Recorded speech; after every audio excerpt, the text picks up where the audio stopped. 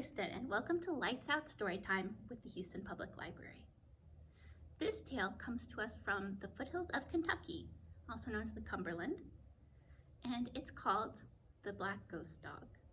This story is recommended for ages 10 and up.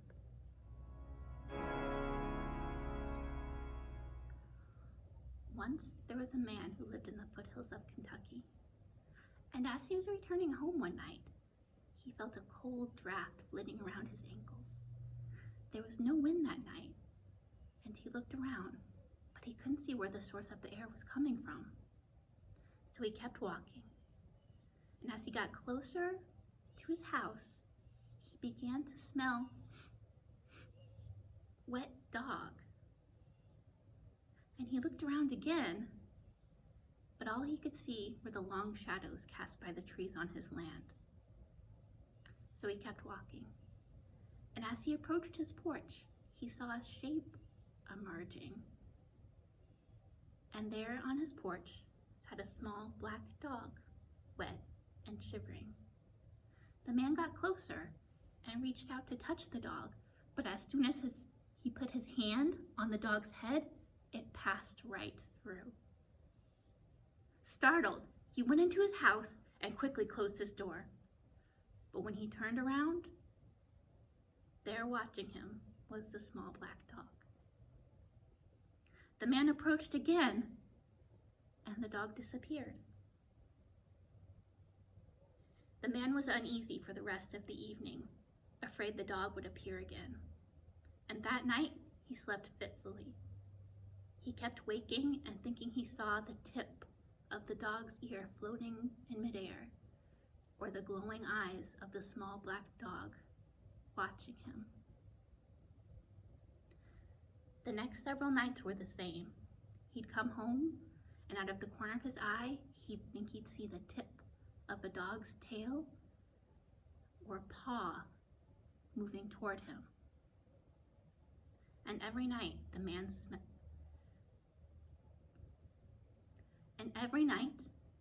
slept fitfully, waking to the smell of wet dog.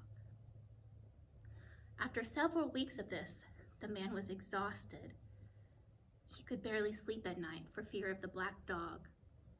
But one night, after he'd finally fallen asleep, he woke up shivering, and he just couldn't seem to get warm. He kept pulling his covers tighter and tighter, but still, the cold wouldn't leave him. Finally, he opened his eyes, and there, on the pillow next to him, were the glowing eyes of the small black dog, watching him. Startled, the man jumped out of his bed and ran to his barn, still in his pajamas. He hopped on his mule, and he rode as far and as fast as he could. For 3 days and for 3 nights, the man rode, trying to put as much distance between him and the small black dog as he could.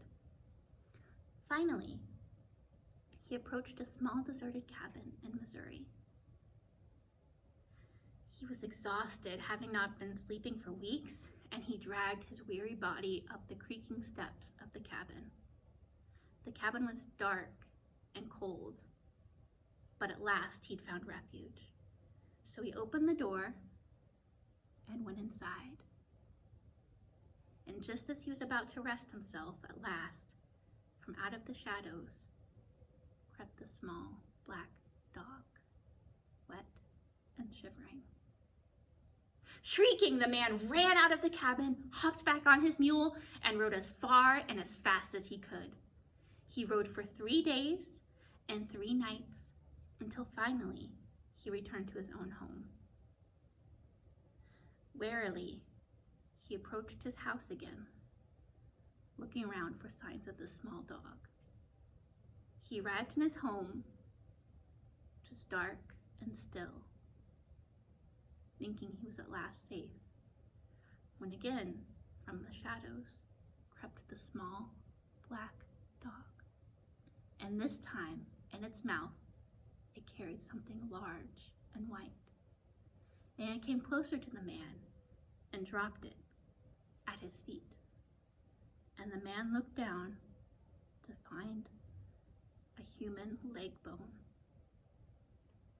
Crying out, the man ran out of his house and he ran across his fields, and frantically he knocked on the door to his neighbor's house. "Please, you have to help me, please." And his neighbor, a nice woman who didn't know him very well, opened her door. And as soon as the man stepped inside, he saw by her feet the small black dog. And the woman, seeing his distress, asked him, "What's wrong? How can I help you?" And he said, "Please, please, you have to help me. A few weeks ago, there was a peddler and his dog on my land, and I killed them and tossed their bodies into my pond. And ever since, that little black dog has been haunting me. He just won't leave me alone, and he's still here. Can you help me, please?" And the woman, frightened but calm, looked around and saw nothing. But quietly, she snuck out to contact the sheriff. And that night, the sheriff and his crew dragged from the pond the body of a man and a small dog. And they laid them to rest in a nearby cemetery, and the peddler and his dog were finally at peace. The man was taken to prison where he spent the rest of his days. He never saw the small black dog again, but every night he awoke to the smell of wet dog. And that is the end of our story. Thank you so much for joining us. We hope to see you soon. Bye.